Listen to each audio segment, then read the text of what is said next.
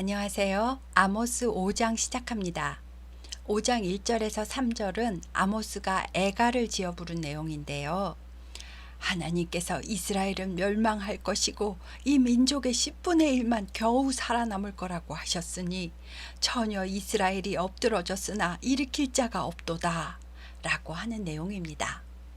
처녀 이스라엘이라고 부른 것은 아직 제대로 하나님의 백성으로 꽃을 피워보지도 못하고 처녀가 가정도 꾸려보지 못하고 젊은 나이에 죽는 것처럼 이스라엘이 죄 때문에 엎드러졌다라는 뜻입니다. 그리고 4절부터는 이제라도 여호와를 찾으라 그리하면 살리라 베델이나 길갈이나 브엘세바 같은 유적지를 찾아다니면서 우상 숭배하지 말아라. 너희는 여호와를 찾으라. 그리하면 살리라. 그렇지 않으면 심판을 받는다. 라고 반복해서 여호와를 찾으라고 말씀하고 있습니다. 그러면 여호와를 찾는다는 말은 무슨 뜻일까요? 성전에 와서 주여 주여 하고 부르짖는 것이 여호와를 찾는 것일까요? 여호와를 찾는다는 것은 내 맘대로 내 기쁨을 찾아 사는 삶에서 말씀대로 사는 삶을 찾는 것입니다. 말씀대로 사는 삶이란 주일마다 교회 나가서 잠깐 예배드리고 친교하고 오면 끝나는 그런 삶이 아닙니다. 나의 전 인격이 진리의 가치 앞에 설득당할 줄 알아야 말씀대로 사는 것이 가능합니다. 내 생각에는 이렇게 해야 상황에 맞는데 성경에서 말하는 대로 하면 사람들에게 손가락질 받고 바보가 되고 호구가 될 것 같아도 하나님은 비상식적인 분이 아니라 진리의 하나님이심을 다시 한번 생각하고 이런 상황에서는 내가 어떻게 말하고 생각하고 결정해야 지혜롭게 선을 선택할 수 있는 것인지 말씀에 맞게 나를 설득시킬 수 있어야 말씀대로 사는 것이 가능합니다. 이렇게 진리의 가치가 무엇인지 계속 묵상하고 기도하며 순종을 시도해 보며 사는 것이 하나님을 찾아와서 하나님 앞에서 말씀에 순종하며 사는 것입니다. 진리의 가치의 기준은 성경 말씀입니다. 말씀대로 생각하지 못한다면 내 생각이나 혹은 나에게 영향을 많이 주는 다른 누군가의 생각에 눌려서 내 맘대로 상황이 흘러가는 대로 생각하게 되거든요. 그래서 말씀대로 생각하는 훈련은 교인이라면 평생 동안 해야 되는데요. 그러려면 먼저 말씀을 듣는 귀가 열려 있어야 합니다. 그래서 우리가 성경을 열심히 읽고 배우고 묵상하는 것입니다. 이사야 선지자가 나의 귀를 깨우치사 학자같이 알아듣게 하시도다 라고 하신 내용도 이런 맥락입니다. 말씀을 계속 가까이 하면 어느 순간 성령의 조명하심으로 말씀이 나 자신을 읽어가게 하시는데요. 그러면 내가 말씀에 나를 비춰볼 수 있게 되기 때문에 같은 죄를 반복하고 싶지 않아서 더 노력하게 됩니다. 그런데 사람들은 이 과정이 쉽지 않기 때문에 자기가 하고 싶은 대로 자기 마음 편한 대로 종교 생활을 하며 복을 많이 받는 데만 관심을 가지고 건강의 복, 장수의 복, 자녀의 복, 재물의 복, 명예의 복을 달라고 기도하며 시간과 물질을 쪼개서 나누고 헌신하며 하나님과는 별 관계가 없이 사명 감당이라는 이름 하에 작정 헌금을 하고 여러 부서에서 봉사를 하며 해마다 행사와 절기를 축제처럼 지키며 종교 생활을 하고 있습니다. 7절에는 정의를 쓴 쑥으로 바꾸며 공의를 땅에 던지는 자들아 라고 하며 이스라엘 백성을 정의와 공의를 못쓰게 쓰레기처럼 내다버린 자들이라고 표현했습니다. 이런 이스라엘 백성에게 하나님은 묘성과 삼성을 만드신 전능하신 분이다. 사망의 그늘을 아침으로 바꾸시고 낮을 어두운 밤으로 바꾸시며 바닷물을 불러 지면에 쏟으시는 그런 전능하신 분이 하나님이시다. 그분을 찾으라. 그의 이름은 여호와시니라 라고 말씀하고 있습니다. 여기서 묘성은 황소 별자리를 말하고 삼성은 오리온 자리를 말하는데요. 묘성과 삼성은 질서와 조화를 잘 이루는 대표적인 별자리였다고 합니다. 하지만 사람들은 성문에서 죄를 지적하는 선지자를 미워하며 정직하게 말하는 자를 싫어하며 힘없는 자를 밟고 부당한 세금을 거두고 의인을 학대하고 성문에서 재판할 때 뇌물을 받고 가난한 자를 억울하게 했답니다. 그런데 이 상황을 지혜자가 보고서도 선뜻 나서서 잘못된 것을 지적하거나 고발할 수 없는 상황이니 이는 악한 때임이니라 라고 말씀하고 있습니다. 지혜자라도 잘못 나섰다가는 자신뿐만 아니라 자기 주변 사람들까지 곤욕을 치를 수가 있었기 때문에 그런 사회에서는 선뜻 나서지 못한다는 말입니다.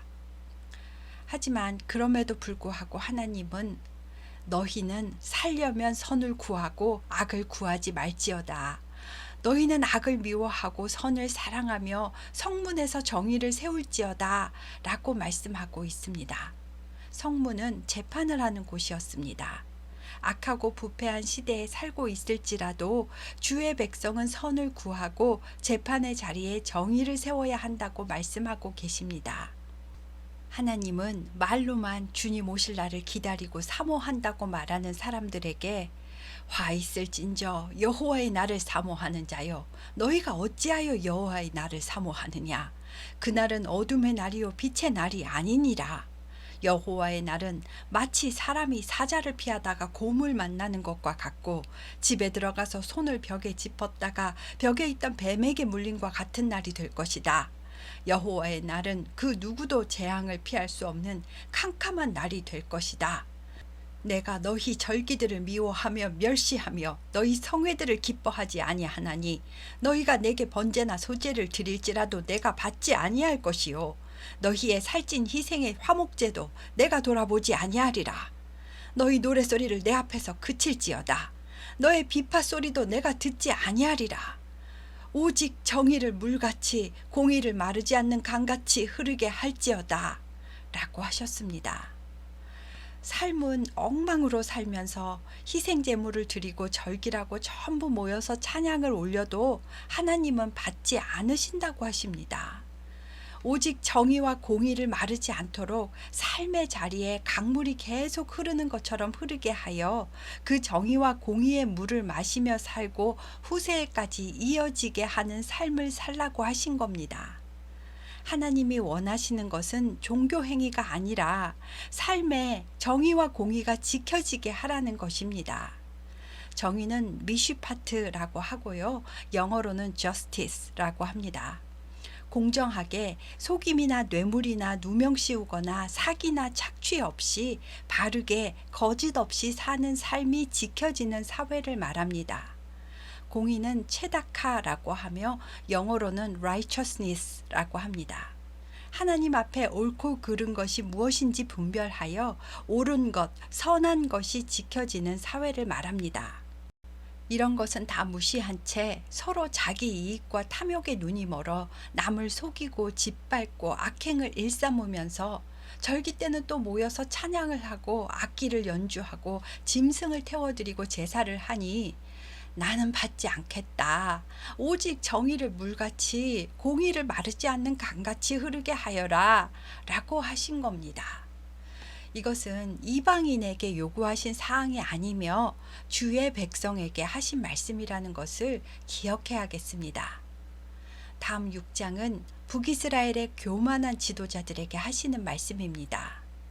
화 있을진저 시온에서 교만한 자와 사마리아 산에서 마음이 든든한 자 곧 백성들의 머리인 지도자들이여 이스라엘 집이 그들을 따르는도다 라고 아무 부족함 없이 살아서 교만하고 많이 가진 것을 의지하여 마음이 든든한 지도자들에게 너희는 갈렙 지방도 가보고 하맛도 가보고 가드도 가서 보고 너희가 사는 나라하고 어디가 큰지 한번 비교해 보아라. 그쪽 영토가 훨씬 넓지? 너희가 정말 강대국이라고 생각하니? 너희가 가진 재물이 정말 너희가 교만할 만큼 든든하게 의지가 된다고 생각하니? 너희의 흉한 심판의 날은 멀리 있다고 말을 하는데 너희는 오히려 포악한 재앙의 날을 가까워지게 하고 있는 것이다. 상하상에 누워서 뒹굴거리며 놀고 먹고 잔치를 하는 자들아, 요셉이 어느 날 갑자기 팔려가서 환난당한 것에 대해서는 알지 못하느냐? 너희가 한순간에 원수의 손에 넘겨지는 날이 올 거라는 생각은 하지 못하느냐? 라고 하셨습니다.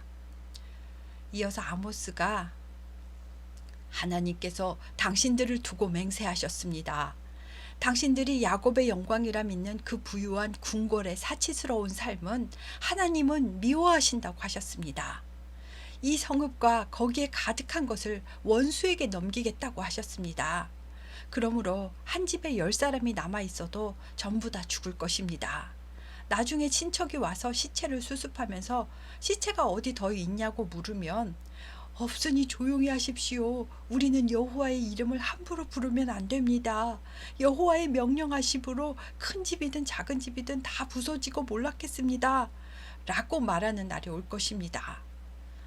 여러분, 말들이 어떻게 바위 위에서 달리겠습니까? 소가 어떻게 바위 위에서 밭을 가겠습니까? 그런데 지도자들이 어떻게 말도 안 되게 정의를 쓸개로 바꾸며 공의의 열매를 쓴 쑥으로 바꿀 수가 있습니까? 교만한 지도자들이여, 당신들은 허무한 것을 기뻐하면서 우리의 힘으로 이 권세들을 다 취하였다라고 자부심을 가지며 좋아하고 있습니다.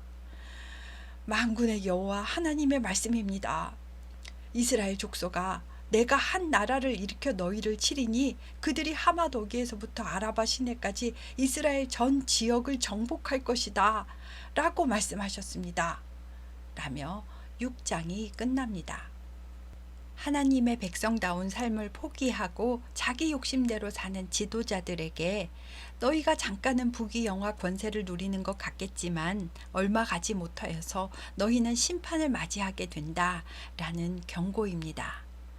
다음 7장부터 마지막 9장까지는 아모스가 하나님이 보여주신 환상에 대해서 말해주는 내용인데요.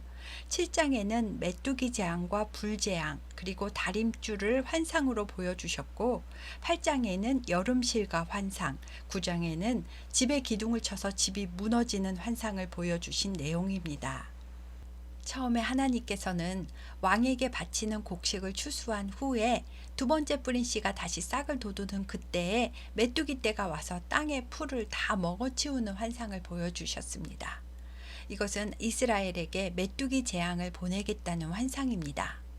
아모스가 보니 이렇게 되면 궁궐에는 추수한 곡식이 들어가고 힘없는 백성들은 다 굶어 죽게 될 것이므로 하나님께 뜻을 돌이켜 달라고 중보기도를 했습니다. 그러자 하나님께서는 그래, 그러면 이것은 이루어지지 아니하리라 라고 하셨습니다. 이어서 두 번째 보여주신 환상은 큰 불이 큰 바다를 삼키고 육지까지 먹으려고 하는 환상입니다. 이것 또한 약자들까지 전부 다 죽게 되는 재앙이므로 아모스는 주 여호와여 그쳐주십시오. 야곱이 미약하오니 어떻게 설 수 있겠습니까? 라고 중보했고 하나님은 또다시 그럼 이것도 이루어지지 아니하리라 하고 뜻을 돌이키셨답니다. 그리고 세 번째 보여주신 환상은 돌로 쌓은 담 곁에 주께서 손에 다림줄을 잡고 서신 모습입니다. 다림줄은 성벽을 쌓을 때 수직으로 똑바르게 벽돌이 잘 올라가는지 측정해보는 도구입니다. 하나님께서는 이 다림줄로 이스라엘 백성이 바른지 안 바른지 측정해보고 바르지 않은 자들을 용서하지 않겠다고 하셨습니다. 그러자 아모스는 더 이상 아무 말도 하지 않습니다. 이렇게 아모스가 다림줄 환상에 대해 이야기하고 있던 그때에 베델의 제사장이었던 아마샤가 누군가를 여로보암 왕에게 보내서 아모스라는 사람이 여로보암은 칼에 죽겠고 이스라엘은 반드시 사로잡혀 이 땅에서 포로로 끌려갈 거라고 예언을 합니다. 라고 고해 바치게 했습니다. 베델의 제사장은 금송아지를 숭배하는 제사장으로 왕의 비위를 맞추며 왕이 듣고 싶어 하는 말을 전해주는 전형적인 종교인이었습니다. 아마샤는 아모스에게 와서 선견자야, 당신은 당신네 유다 땅에서나 예언을 하며 밥을 벌어먹고 살 일이지 왜 여기까지 와서 예언을 하고 그러시오? 앞으로는 다시는 베델에서 예언하지 마시오. 이 베델은 왕의 성소이고 사마리아는 이 나라의 궁궐이요 라고 합니다. 그러자 아모스는 나는 선지자가 아니며 선지자의 아들도 아닙니다. 나는 밥 벌어 먹으려고 예언하는 사람이 아니란 말입니다. 나는 목자요 뽕나무를 재배하는 자로서 양떼를 이끌고 이곳에 올라올 때 여호와께서 이스라엘에 대하여 예언하라 하셨기 때문에 내가 여기서 예언하는 겁니다. 아마사 당신은 여호와의 말씀을 들으십시오. 당신이 이스라엘을 향하여 경고하지 말라고 하였으므로 여호와께서 이와 같이 말씀하십니다. 내 아내는 성읍 가운데서 창녀가 될 것이요 내 자녀들은 칼에 엎드러지며 내 땅은 측량하여 나누어질 것이며 너는 더러운 땅에서 죽을 것이요 이스라엘은 반드시 사로잡혀 그의 땅에서 떠나리라 하셨습니다. 라고 무서운 심판을 전했습니다. 그리고 8장에 이어서 아모스가 네 번째 환상을 보여주신 이야기를 합니다. 네 번째는 여름 과일 한 광주리를 보여주시면서 끝이 이르렀다 라고 하십니다. 당시에는 냉장고가 없었으니까요. 여름 과일은 높은 온도의 날씨에 금방 물러버리는 과일이었습니다. 그리고 히브리어의 여름 과일이라는 말은 카이츠, 끝이라는 말은 캐치, 이렇게 발음이 서로 비슷하기도 하고 히브리적 사고로는 아침 다음에 저녁이 아니라 저녁이 되고 아침이 되니와 같이 우리랑 순서가 좀 다릅니다. 그래서 계절도 순서가 가을, 겨울, 봄, 여름으로 여름을 제일 마지막 순서의 시간 흐름으로 인식한다고 합니다. 하나님은 이스라엘이 여름 과일처럼 끝이 이르렀으니 내가 다시는 그를 용서하지 않겠다. 이들은 가난한 자를 삼키며 거짓 저울로 속이고 신발 한 켤레 값으로 가난한 자를 사며 찌꺼기 밀을 속여 팔며 온통 생각하는 것이 온갖 불의한 방법을 동원해서 자기 자신의 이익만을 얻으려고만 하니 내가 이들을 곧 심판하겠다 라고 하셨답니다. 그리고 날이 이르면 기갈을 보내시는데 여호와의 말씀을 듣지 못하는 기갈을 보내신답니다. 사람이 이 바다에서 저 바다 끝까지 여호와의 말씀을 구하려고 헤매고 다녀도 말씀을 얻지 못할 것이라 하셨는데요. 세상에 아무리 많은 말과 학문이 넘쳐나도 진정한 여호와의 말씀을 들을 수 없다면 여호와의 백성에게는 바다 한가운데에서 생수 한 모금을 얻지 못해 갈증에 허덕이는 것처럼 영적으로 가장 큰 혼란의 시간이 될 것입니다. 다음 9장은 5번째 환상입니다. 주께서 제단 곁에 서서 말씀을 하시는데 기둥머리를 쳐서 문지방이 움직이게 하여 그곳으로 부서져서 무리의 머리에 떨어지게 해라. 내가 그 남은 자를 칼로 죽이리니 그 중에 한 사람도 도망하지 못하며 그 중에서 한 사람도 피하지 못하리라 라고 하십니다. 이스라엘의 집 대부분은 돌을 쌓아 벽을 만들고 출입구는 양옆에 기둥을 세우고 그 위에 임방을 올려 놓아서 문을 만드는데요. 이 문의 양옆에 세운 기둥을 문설주라고 합니다. 이 문설주의 위쪽인 기둥머리를 쳐서 무너뜨리면 문 임방도 쓰러지면서 문지방은 뒤틀리고 쌓은 벽이 와르르 무너지게 되는 구조라서 이 장면은 지진으로 집들이 무너지는 것을 암시합니다.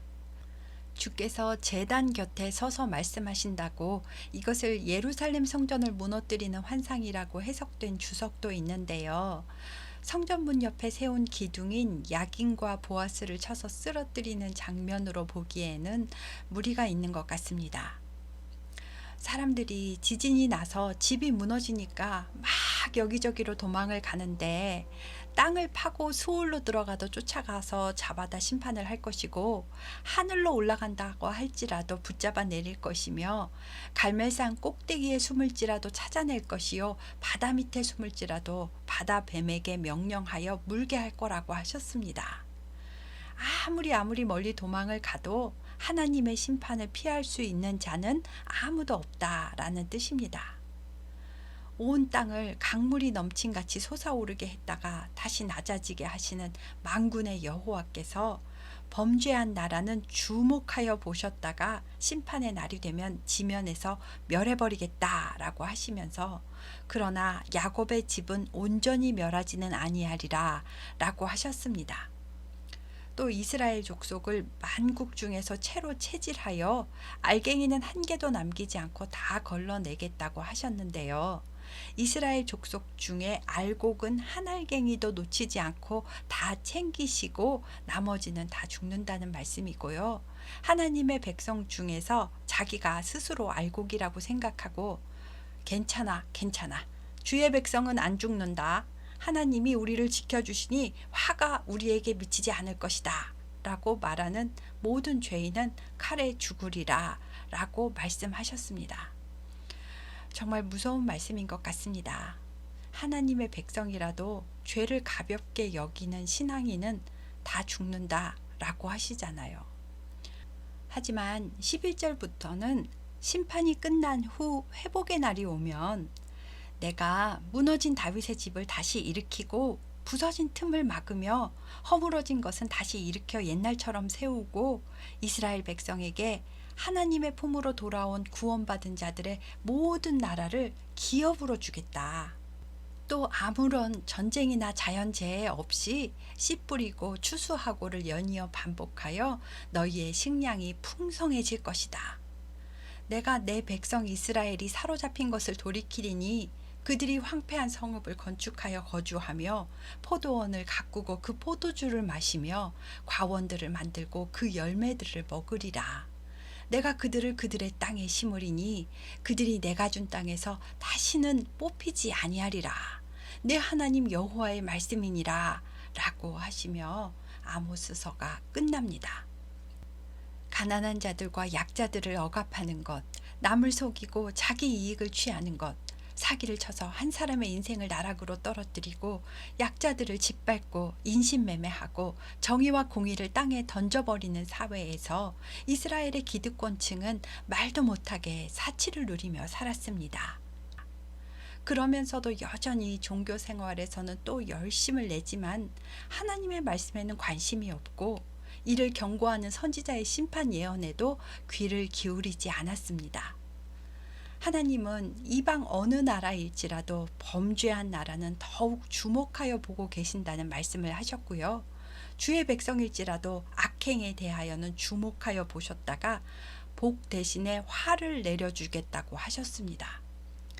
그리고 하나님의 백성마저 악을 행하는 사회의 진정한 심판은 말씀이 사라지는 기갈이라고 하셨습니다. 그러나 심판 중에도 알곡은 건져내시겠고 다시 정의와 공의가 강같이 흐르는 사회가 이루어지도록 역사적인 상황을 이끌어 가시겠다는 이야기가 아모스서의 이야기입니다. 이 심판의 말씀은 하나님께서 직접 아모스를 통하여 주신 말씀입니다. 하나님은 오직 정의와 공의가 너희의 삶에 흐르는 여호와를 찾는 그런 신앙인이 되라고 하셨습니다. 절기와 제물과 찬양보다도 여호와를 찾는 삶이 있는 신앙인이 되기를 원하신다고 확실하게 말씀해 주고 계시니까요. 이것이 하나님께서 직접 하신 말씀인 것을 믿으신다면 생활의 모든 불의한 것들을 버리고 정직하게 하나님 앞에 바르게 사는 모습을 찾도록 노력하셨으면 좋겠습니다. 오늘은 5장부터 9장까지 했습니다. 지금까지 아모스서 들어주셔서 감사합니다.